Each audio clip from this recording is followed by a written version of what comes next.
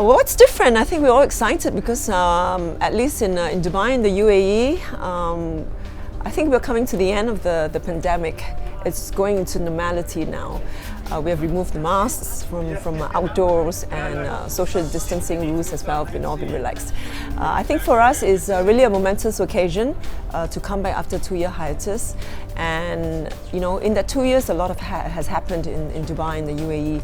There's a great momentum and interest in the great outdoors. There's a change in the consumers' behavior as well, of what they want to do in terms of recreation pursuits. And in that regard, leisure boating has taken off, to a new kind of a trajectory that's never before.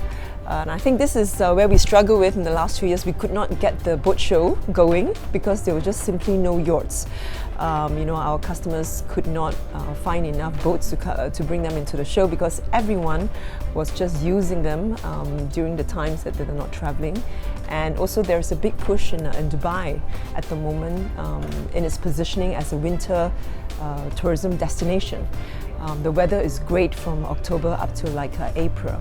So everyone is kind of using their yachts, and a lot of international tourists are also coming in looking to base themselves here as well. Usually we get calls about, hey, there's no parking, I can get in the excess. And this time, that is, if you look at the infrastructure, is world class, is sophisticated. This is by far the biggest super yacht boating hub in the region, and definitely rivaling well our peers, peer marinas in Europe and in the USA as well. So for us, the infrastructure is great.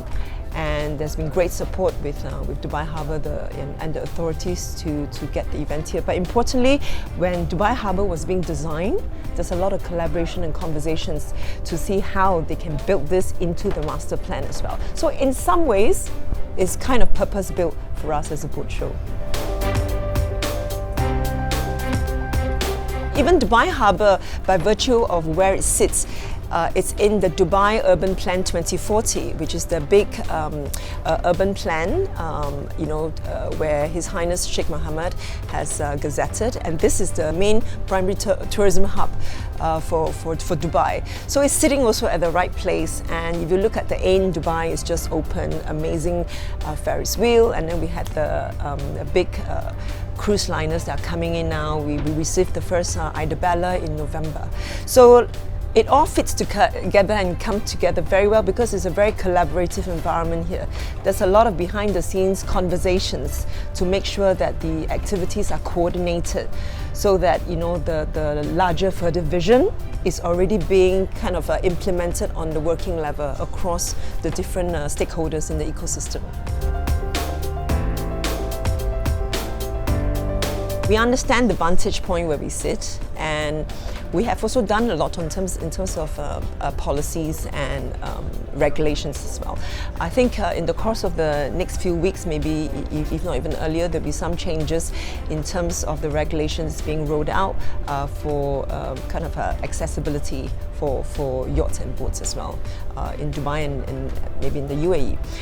But beyond that, we have also done a lot in terms of extending visas to make visitation to Dubai easier, and also to encourage tourists to stay here longer. We have started to give investors, 5-year visa, 10-year visa for long stay. So a lot of this has encouraged the interest for investors to be based here, and we've seen a big kind of a migration of family businesses and investment firms moving into Dubai in the last 2 years. With that, it creates the demand for lifestyle products, and as such, it helps to fuel the demand in the boating industry as well.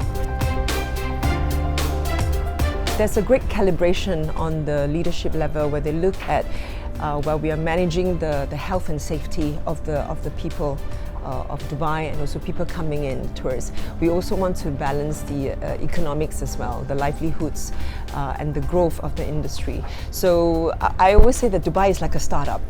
It comes in when times are difficult, it knows where to go, how to pivot, and then find new ways to grow and thrive again, and it keeps coming back and on.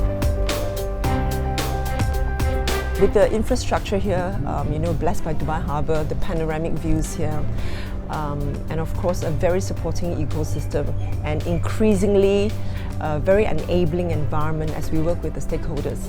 I think this is where we are looking at, again, attracting more countries into this event in terms of better boat builders or suppliers and also visitors. Just going by the events that we have done, whether it's in the tech industry or in the food industry, we're attracting people from up to like 191 countries into a city and emirate called Dubai.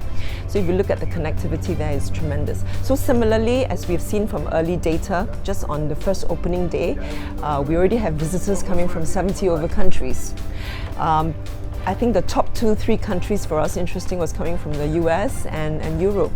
So we have also seen that shift now as well. It's not just focused on GCC, we're looking at a big influx of consumers, potential buyers and enthusiasts as well coming in further afield. So going forward, I think we're looking to build on the strengths that we have. We're going to look at sustainability, which is a big component for us. UAE is going to be hosting a COP28 next year, so there's a great impetus and encouragement for all of us. And of course, just looking at growing the industry and getting deeper into relationships to bring the ecosystem closer.